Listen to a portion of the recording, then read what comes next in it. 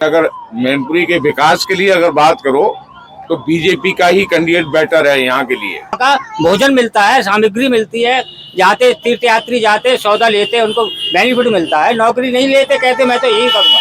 मुझे युवा जो जिस वक्त पढ़ रहे हैं उन्हें नौकरी तो चाहिए भाई, वो तो कंफर्म है। वो पढ़ रहे हैं तो उन्हें बिना नौकरी के उनकी काम तो चलेगा नहीं चाहिए। और जो छोटे छोटे कर्मचारी हैं उनको थोड़ा सम्मान और थोड़ा उनको सैलरी प्रदान करें।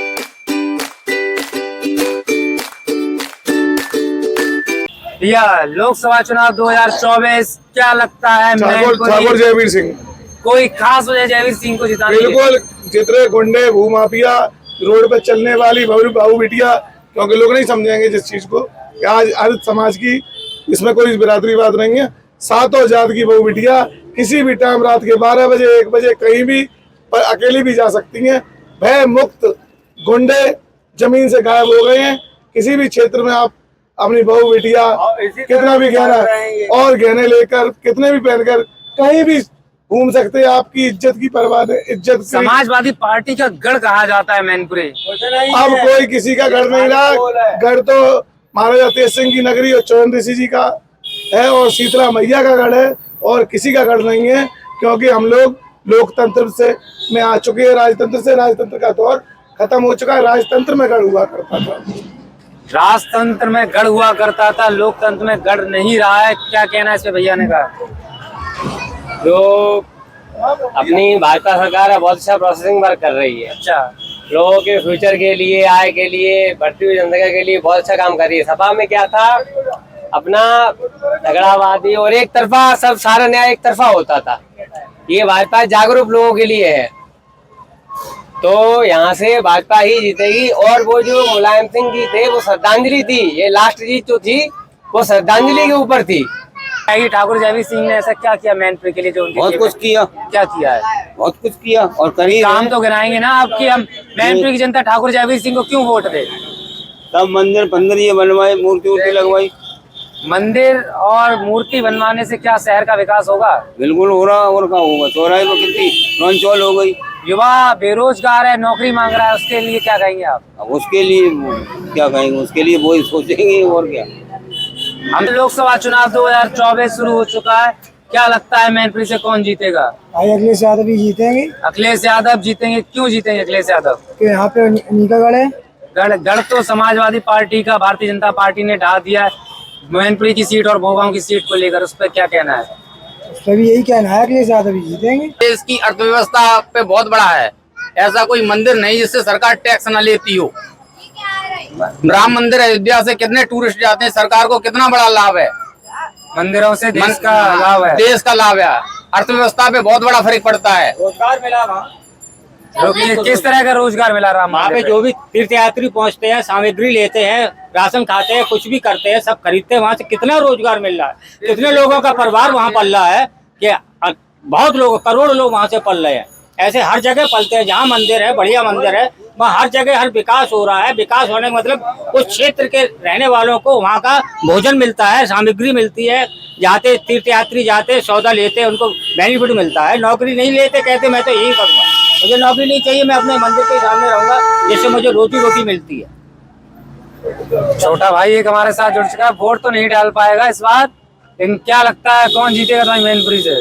देखिए, अभी तो जिस हिसाब से अगर सबसे बात आपने करी है भाजपा ही से लग रहा है, लेकिन मैं बताना चाहता हूँ कि जो सरकारें होती हैं किसी के लाभ होते हैं और हानि भी होती है। अगर कोई सरकार है उससे लाभ भी होता है, हानि भी होती है, लेकिन जो भाजपा सरकार है उससे लाभ ज्यादा हो रहा है और हानि कम हो रही है। जैसे देश की जो अर्थव्यवस्था है वो बढ़ रही है और जो देश का डेवलपमेंट है वो भी बढ़ रहा है। और अगर आप देखेंगे सर्च करके कि वर्ल्ड बेस्ट प्राइम मिनिस्टर, तो अभी मोदी जी आएंगे, लेकिन मोदी जी की सबसे बड़ी चीज ये है कि वो बेरोजगार नहीं देते हैं और बेरोजगार ही से डेवलपमेंट सबसे ज्यादा हुआ। अब जैसे मेरी मम्मी आंगनवाड़ी जॉब करती हैं, अब एक आंगनवाड़ी जॉब में उनको इतना काम दिया जाता है कि मैं क्या बताऊं, और सैलरी 6000 रुपीज। अब उतने में वो कुछ नहीं कर पाएंगे। बस मैं इतना कहना चाहता हूं कि उनको जो बेरोजगार है वो बढ़ाना चाहिए और जो छोटे छोटे कर्मचारी हैं उनको थोड़ा सम्मान और थोड़ा उनको सैलरी प्रदान करें। लोकसभा चुनाव 2024 कौन जीतेगा? अब जीतना चाहिए देखो जीतने की बात अलग है, लेकिन अगर मैनपुरी के विकास के लिए अगर बात करो तो बीजेपी का ही कैंडिडेट बेटर है यहाँ के लिए। अब मान लो सांसद अगर बन भी जाती हैं डिम्पल जी, समझे, लेकिन उससे कोई मैनपुरी को लाभ होने वाला नहीं है। सबसे बड़ी बात तो ये है राज्य सरकार का जहां तक हिसाब किताब है बीजेपी की है। सांसद बन के अगर बीजेपी का यहाँ से आता है तो मैनपुरी को विशेष लाभ मिलने की स्थिति बन सकती है। अन्यथा जीतने और हारने की बात तो वो लोग जाने जो लड़ रहे हैं, उससे हमारा कोई लेना देना नहीं है, लेकिन हमारा वोट बीजेपी को जाएगा। देश के प्रधानमंत्री के पद पे किसको देखना चाहेंगे? मोदी के अलावा कोई है ही योग्य व्यक्ति नहीं है। ये पूरा ईडी गठबंधन में एक भी आदमी ऐसा नहीं है जो उस योग्यता पे खरा उतरता हो। बात ये क्या लगता है 2024 लोकसभा चुनाव कौन जीतेगा? सर जो है सरकार तो एक ही बननी चाहिए, बस केवल मोदी सरकार। मैनपुरी तो समाजवादी पार्टी का गढ़ कहा जाता है। मैनपुरी तो समाजवादी पार्टी का गढ़ है। वो तो सीट उनकी है भाई। मैनपुरी से कौन जीतेगा मैं ये पूछ रहा हूँ। वो तो सीट उनकी है डिक्लेयर। वो ऐसा है जो एक जो है समाज से अलग अपनी ओपिनियन दीजिए। अपना ओपिनियन बताइए, आपका मत क्या है कि आप मेरा तो मत वही है क्या आ जाए सर वो जयवीर सिंह जी। जयवीर सिंह जी आ जाए तो बहुत ही मजे आ जाएगा। तो समाजवादी पार्टी का गढ़ है ना। लोग कह रहे हैं डिम्पल यादव लगभग 4 लाख वोटों से जीतेंगी या 3.5 लाख। समय बताएगा, खूब समय बताएगा। ऊँट कितने पानी में है वो समय बताएगा। वही वाली बात है। भारतीय जनता पार्टी को वोट क्यों दे रहे हैं आप? वोट क्यों दे रहे हैं भारतीय जनता पार्टी को? हमें लगाओ उससे, हमें सब कुछ दिया उसने। समाजवादी पार्टी का गढ़ है, लोग तो समाजवादी पार्टी को जिता रहे हैं 4 लाख वोटों से। अगर युवा एक साथ देखे और युवा की सोच अगर देखे तो बीजेपी को ही जिताएगी। लोग तो कह रहे हैं बेरोजगारी बढ़ रही है देश में। कौन कह रहा है? युवा ही कह रहे हैं, नौकरी मांग रहे हैं, पेपर आउट हो रहे हैं, लीक हो रहे हैं। पेपर लीक हो रहे हैं तो उसमें सरकार का क्या प्रॉब्लम है? पेपर लीक हो रहे हैं वो अपनी जगह पर है, पर जो नौकरी है, लोग युवा जो जिस वक्त पढ़ रहे हैं उन्हें नौकरी तो चाहिए भाई, वो तो कंफर्म है। वो पढ़ रहे हैं तो उन्हें बिना नौकरी के उनकी काम तो चलेगा नहीं। बीएड वाला 10,000 की नौकरी नहीं करेगा, उसे नौकरी चाहिए सरकारी और अच्छी, जो कम से कम 25-30 से प्लस हो। और रही बात सरकार की, सरकार पूरी कोशिश कर रही है बेरोजगारी हटाने की, क्योंकि उसने राम मंदिर बनवाया है। काफ़ी टूरिस्ट जगह हैं जहाँ पर बहुत ज़्यादा ही बेरोजगारी पर ध्यान देके उन चीज़ों को बनाया गया है। बाकी सब कुछ सही है और जीतनी तो बीजेपी है ही। प्रधानमंत्री के पद पे किसको देखना चाहेंगे इस बार? मोदी को। मोदी को। प्रधानमंत्री के पद पे नरेंद्र मोदी को देखना चाहेंगे। ऐसे ही जुड़े रहिए हमारे साथ। बताओ क्या टेंशन।